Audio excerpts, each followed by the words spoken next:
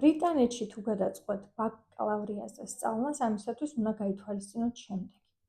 ბრიტანეთში საშუალო განათლება მოიცავს 13 წლიან სასწავლო პროგრამას.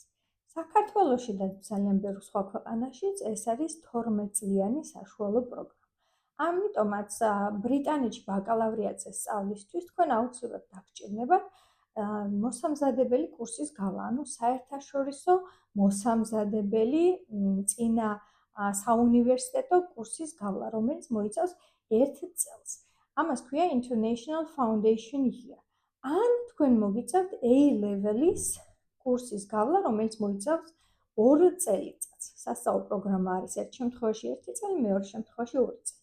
ამათ შორის რა განსხვავება არის? რა თქმა უნდა, ფინანსური განსხვავებაა, რომ ერთს და დროში განსხვავება, რომ ერთ ჭირდება 1 წელი, მეორეს 2 წელი, ასევე A-level, რადგანაც არის უმაღლესი კატეგორიის კურსი, რომელიც უთანაბრდება საუნივერსიტეტო კურსს, როგორც საერთაშორისო ბაკალავრიატი, ანუ იგივე IB, ამის გამო საუკეთესო უნივერსიტეტები, ეს არის ოქსფორდი, კემბრიჯი თუ სხვა, იღებენ მხოლოდ A-level-ის კურსდამთავრებულებს.